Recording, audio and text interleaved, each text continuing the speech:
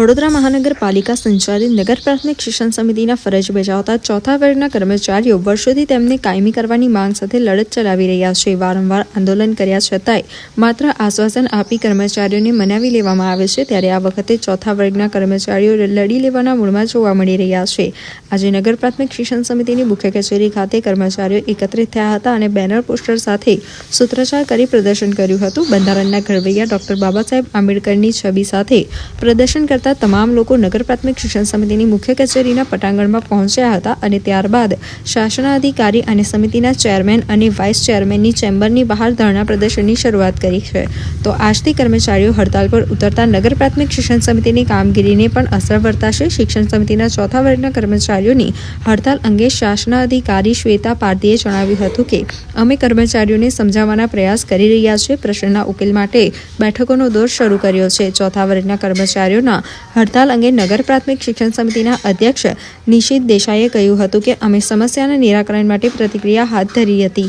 અમારી માંગ તો એ જ છે કે લગભગ 32-33 વર્ષથી અમો જે કર્મચારીને કાયમી કરવામાં નથી આવતા, માનીને લેબર કોર્ટે પણ ચુકાદો આપી દીધો, તેમ છતાં અને નગર પ્રાથમિક શિક્ષણ સમિતિ સ્વાયત્ત સંસ્થાઓ હોય અને તેની સામાન્ય સભામાં લેબર કોર્ટનો ચુકાદો માન્ય રાખવો અને કોર્પોરેશનમાં સામાન્ય સભામાં મૂકવો અને પછી ત્યાં આગળ એ સામાન્ય સભામાં એ જે ઠરાવ છે એ મુલતવી છે એ ફરી સામાન્ય સભામાં લાવી મંજૂર કરો.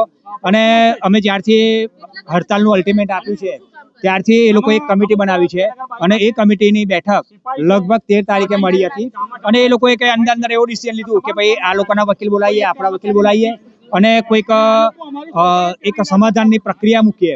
પણ આ બધી પ્રક્રિયામાં સમય વધારે જાય એવું છે. એટલે અમે એવું કહ્યું કે ભાઈ અમારી જે હડતાલ છે 16 તારીખની એ તો યથાવત રહેશે અને તમારે જે પણ કંઈક કરવું હોય અમારી ચાલુ હડતાલમાં જ કરજો. જે દિવસે અમારું કામ પૂરું થશે એ દિવસથી જ અમે ઊભા થવાના, ત્યાં સુધી હવે અમે ઊભા થવાના નથી. છેલ્લા 35 થી 40 વર્ષથી અમારી માંગ છે કે અમારો 1 વર્ષનો પ્રોબેશન પીરિયડ અમારો દૂર કરી અને જે કાયમી કર્મચારીઓને હક મળે છે એ અમારો હક ન મળવો જોઈએ. એના માટે અમે લડત ચાલુ કરી છે. અગાઉ અમે 18 દિવસ સુધી હડતાલ પર રહ્યા હતા, પણ અગાઉના નેતા આવીને અમને સમજાવી ગયા અને અમને લોલીપોપ આપી ગયા. પણ હવે એ લોલીપોપ અમે ખાવાના નથી. એ વખતે અમે નાના હતા એટલે અમે લોલીપોપ ખાઈ લીધી, પણ હવે લોલીપોપ નથી ખાવાના. અમે મોટા થઈ ગયા છે, હવે 35-40 વર્ષ થયા. એટલે આ લોકોને અમારે સબક જ શીખવવાનો છે કે અમે જ્યાં સુધી અમારો હક નહીં આપવો ત્યાં સુધી અમે હડતાલ પાડવાના છે.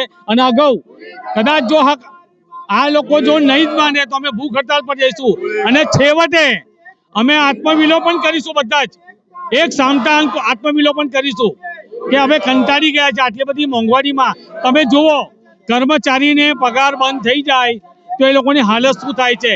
એ લોકોએ માનવતા રાખવી જોઈએ અને અમારું આજે 1 વર્ષનો પ્રોબેશન દૂર કરી અને કાયમી જે હક છે અમારો આપવો જોઈએ.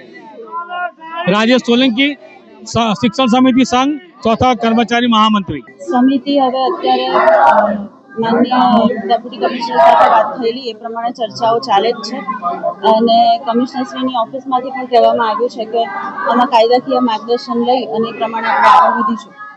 150 જેવા કર્મચારી ચાલુ છે.